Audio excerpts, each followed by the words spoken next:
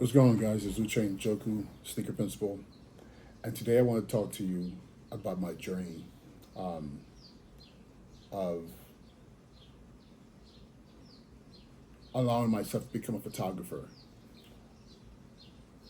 using the Leica M11-P. So, for those of you who don't know me, I am an educator here in New York City. I'm a middle school principal, and I lead a school that has been turned into a digital communication school where my sixth, seventh, and eighth graders, it's a middle school, engage in graphic design, um, audio production, and video and photography. And the premise of it all is to create a space where our kids are engaging in the tools that, for the most part, controls a lot of their daily lives as they are a serious consumer of content.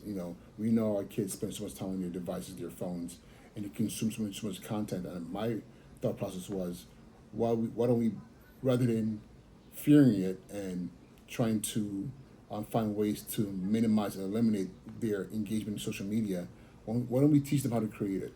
Because I always believe that by teaching something and understanding it, you gain respect for it and you're better able to manage it.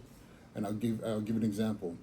Um, I'm a practitioner of martial arts, and one thing I've always seen is kids who start learning how to engage in martial arts much earlier on don't become fighters, but they are able to exercise a lot of self control because they understand the capabilities that they have now, understanding whether it's jiu-jitsu, taekwondo, karate, whatever it may be. And I think it's the same thing with education. When you teach kids certain things and have them understand it and normalize how those things work, they tend to respect it even more because they have an understanding of the inner workings of it. And I believe the same thing with social media. All right, enough about that. But when it comes to photography, um, I have to tell you something. Uh, there's nothing that has allowed me to really embrace the notion of being a photographer. I've always had a problem of saying I am a photographer because we live in a world where it's like if you're a photographer, that means you're a professional, and it comes with all these different things. And are you getting paid doing the work as a photographer? Are you doing all these different things? But in my case, um, I'm really how do I even put this? I've always loved cameras. Like, it's always been a passion of mine, even when I didn't realize it. My first camera allowed me to get past my shyness, especially at school, being an immigrant to America in middle school, and trying to find a way to connect with other children to whom I was like this exotic weird thing, this African boy who came from, you know, this mysterious place. And this is we're talking about the early 80s. And back then, the closest thing people understood to Africa was we are the world, US of Africa. And, little starving children, flies flying around their faces and landing on your faces. And that was the image people had of Africa. Notwithstanding that Africa is arguably the largest continent on the planet, check. America could easily fit onto the continent three times. So one segment of the continent represented all of Africans. So here I am as a kid in New York City. I'm sorry, not New York City. I first came to New York City actually for like 2 weeks.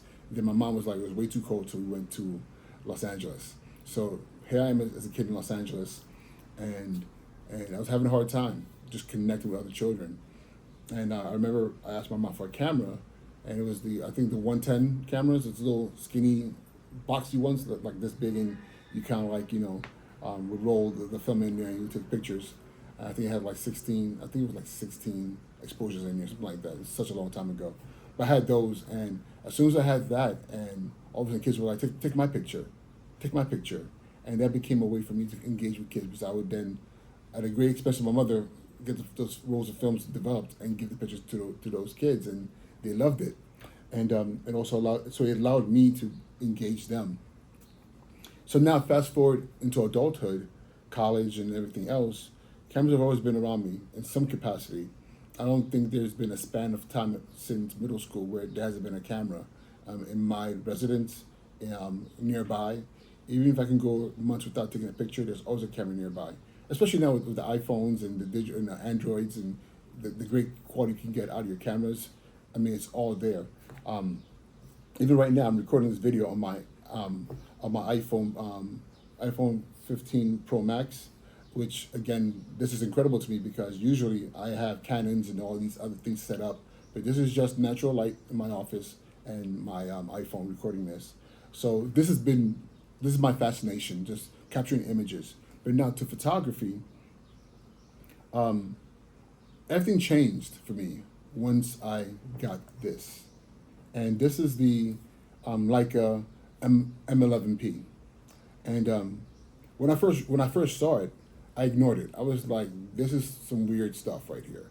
Why does it look like this? Why is it so thin, and why is it so flat, and why is the lens so old? You know, we're talking about a lens with all these numbers on here.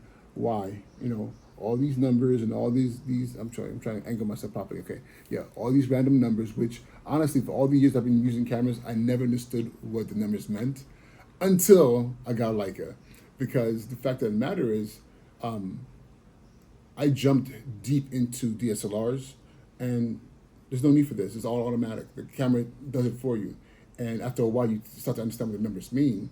But I never understood the correlation when it's on the actual lens body itself. Excuse me. So this here is the, again, M11P with the 28 millimeter Summicron f.2 lens. And the thing about this, even though it is digital, I mean, you can see the view, what you call it, the screen back here, the digital screen, and there's a lot of technology in this. But however, the three things you have to triangulate when you're trying to capture an amazing image: your shutter speed, your ISO, and your aperture. All those three things you can set for automatic on this camera, but it's so much more powerful being able to manipulate those three, the trifectas of a great photo. So here, this camera, I literally have to think.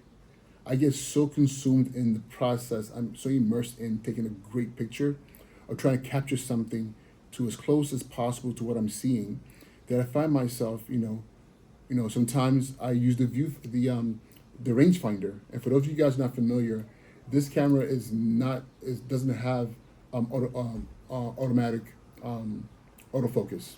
It doesn't have autofocus. You have to actually focus it yourself, either through the rangefinder, where in here you'll see a small little box that's actually what you're seeing here, and you see maybe a double image, and you turn the focus on the focus ring to get the images to kind of align itself. And when the images are aligned, however, mirror aligned, then you're in focus, or as close to focus as possible. For me that wear glasses, it's always a challenge, because I'm like, am I seeing what I'm seeing? But after a while, I stopped thinking about it. I'm just like, you know what? I'm just going to try to capture the best I can in that moment.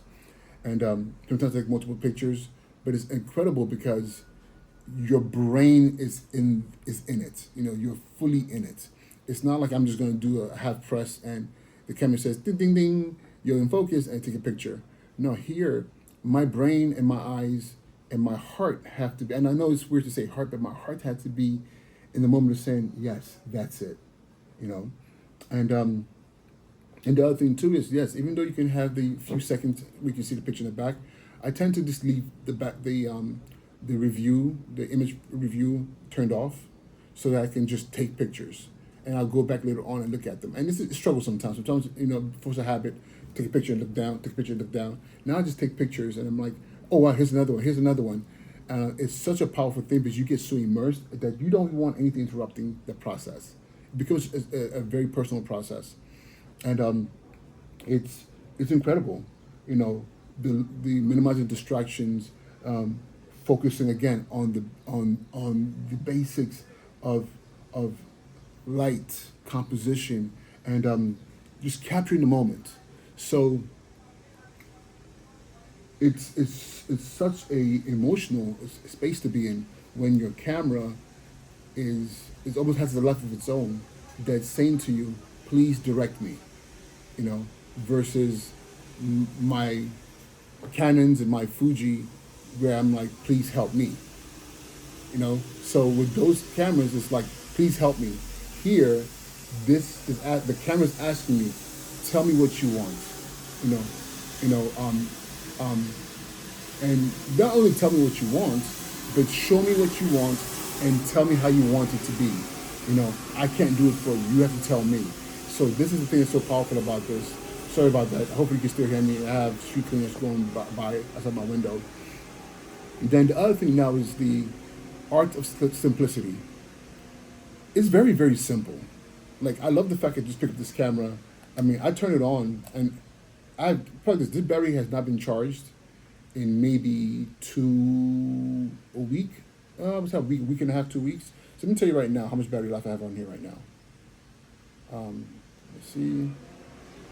I have 80%. I know this sounds crazy, because what happens is usually I take this camera, put it on my shoulders, and I walk around with it. And I might see a moment of things happening, something very interesting, and I turn it on. Takes a few seconds for it to power on. Once it powers on, I'm just snapping, walk, snapping. And when I'm like, okay, I'm done over here, I turn it off and I keep walking. And for whatever reason, whatever the battery life is when I turn it off is what it is later. So far in 2 weeks, I've used 20% of battery life. I'm not using this camera for big events where I'm just taking pictures everywhere. And again, I'm not a working photographer in the sense that people hire me to come to events to take pictures. I'm a working photographer in the sense that I am capturing the story of my school and my school community and the events that are happening here. And for those of you who've watched my previous videos, I'm in a school that they wanted to close down a year ago. So within the previous year, we've turned the school around to being a school that people are looking at to see what is next. What can middle schools look like when you infuse technology and digital communications and those things that kids are really interested in. So that whole entire process, I want to document, whether it's in video, whether it's in photography. And for me, a lot of this being done on Canons. I have a bunch of Canon R6s, R50s, a couple of the random RPs and Rs that are in the hands of kids, and they're walking around taking pictures at different events. But for me, as the art director, I'm walking around with my Leica, and I'm capturing them. And because I want to capture those images that one day can be put into a book that says, here's the story of a school, and it changes, and the growth through this lens, right? So it's so simple for me to just turn it on and just capture, walk into spaces and capture. And again, the immersion of this, I get lost in the process. I literally do get lost in the sauce. I'm just like, what's going on here? And to the point where at first the kids were like, oh my God, mister, what are you doing? Now they're like, they ignore me, but they're not ignoring me, but they know that I'm capturing them and a story and a portion of history that they're involved in. So this camera has allowed me to engage deeper into my environment, my community, and it's also kind of become my trademark. When people see me with this, they know that I'm capturing for something more, and it's something to be said about that. That is so powerful. My notes here just got lost. That's why you should always charge your device. So I'm going to go to my notes on my phone because I had it here. I want to make sure I'm capturing everything that I want to capture.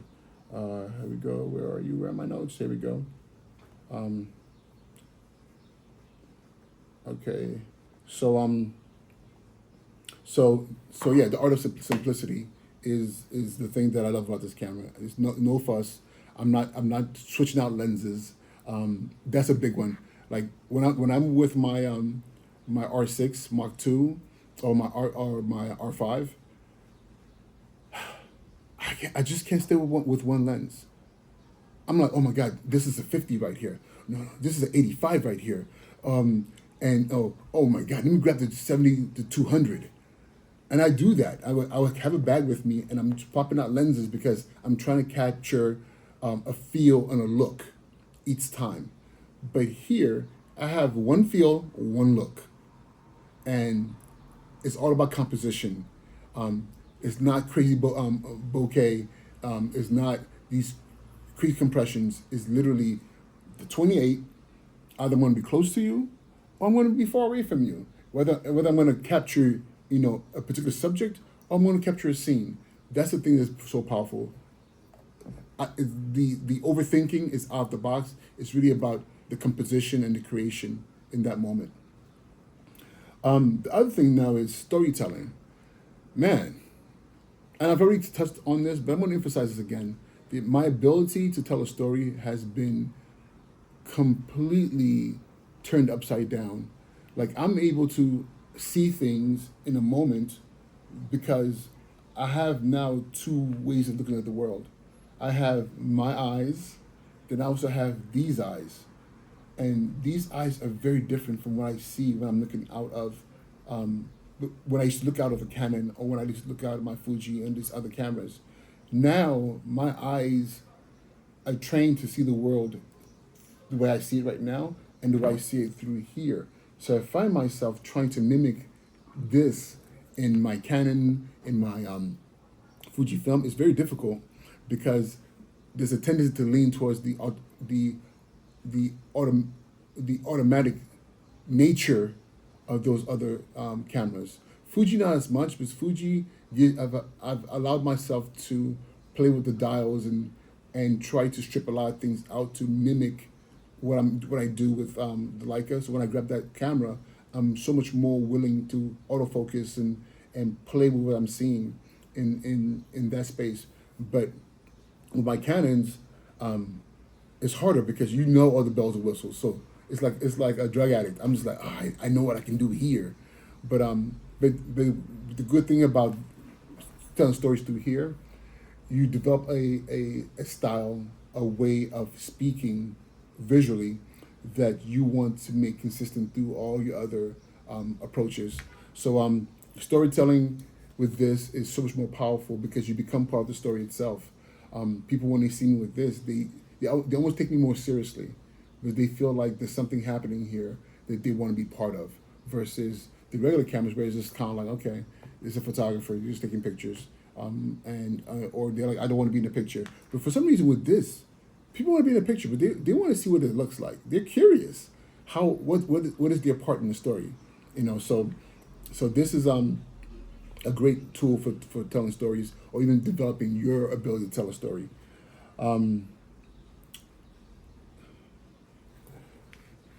This one here it's kind of like threads its way through everything I've said so far, and that has to do with the joy of being in the moment, of being present. With this, I am so present. I don't know why, because maybe because it becomes bi-directional. The moment itself is feeding me, and I am trying to bless the moment by capturing the most authentic experience of what I'm seeing, the most authentic representation of what I'm seeing. So in that space, I slow down and I give reverence to the moment. All the people who are involved, all the people, even all the objects in that space become very, very important to me because they're all part of the story. So this has allowed me to be very, very present. And not only that, when I take this camera with me, it becomes an extension of me. And when something becomes an extension of you, you are present. Because if I'm present, if this is present with me, when I pick this up, I'm not just saying, okay, I'm going to take a picture for the sake of just taking a picture. I'm saying, okay, I'm going to capture this moment and try my best to make sure that this moment is here. And I know you're not going to be able to see this as well as I want you to, but being able to do something like that, focus is not going to focus, but being able to do something like that, the glare, it's so powerful for me, because now this image is part of the story, and this image might actually end up being my thumbnail for this video. I just gotta figure out how to make that work. But again, this is fun. This camera is so fun because it has a life of its own. Um, like I'm genuinely happy when I take this picture when I'm using this camera. I'm not stressed out. If I'm making mistakes and I can't figure out why the shot is not coming out right, it's like it's like a mystery. Okay, what is it? What's going on there? Oh, it was my ISO. Oh, my shutter speed was too low. Oh, it could be any of these different things. And it's each time I get so excited because each time I learn something that I can apply and move I take forward with me. Um, yeah, it's so engaging. And the other thing too is I'm going to make a video about this. I know people have made tons of videos, but I really enjoy um, what do you call it range what do you call it not range finding, not see, now I'm losing my I'm dying near my brain. I'm getting old. I'm about to be 48. Let me not put that on myself. I'm not getting old. I'm getting older, but I'm not getting old. But range focusing, am I saying that right? Range finding. But my ability to set, somebody's going to correct me and make fun of me for not being able to remember the term. He's going to come back to me. But my ability to say, okay, I'm not going to use the viewfinder. What I'm going to do is I'm actually going to set the range of focusing, so I can walk around and say, if I'm taking my photographs at like f, let's say f4 to f8 in that range. I'm saying I want to minimize that depth of field and the bokeh and just refocus and capture what's in front of me. Then I can just say, listen, like this camera set in front of me is about, let's say, 4 feet away. So I want to say, you know what, I want to catch a really well focused image of this camera setup, and then I'm going to now say, you know what, let me say here, I'm going to do it f4. I'm going to say this camera is about 4 feet away. So I'm going to set it so right now, between 3.5 to about 5 feet, I can just sit here and just do this and take that picture and say, huh, it's in focus. I mean, you can't see it, but it's in focus. And the ability to do that is such a powerful thing because, again, this is the power of being in the moment and learning this camera and then be able to transfer the skills to other cameras that are automatic, but being grounded in being able to operate a manual camera like the Leica M11-P. Even though it is digital, but the ability to choose your own manual settings is such a powerful thing. And seeing images, they look nothing like what you would get from the modern day Canons and Nikons and Fujis. And Fuji's is, I'm going to talk more about Fuji in other videos. It has a special place in my heart because there's such amazing languages that translate between the Leica and the Fuji film. I have the XT5 that I love. But yeah. So in conclusion, I just want to let you know that I am so mesmerized by the M11-P. It's not just a camera for the sake of being a camera. It is a tool that if you allow it to be, could be an extension of yourself for you to create amazing images. But yeah, I just wanted to share this with you. Hopefully this makes sense and excites you. And till next time, be well.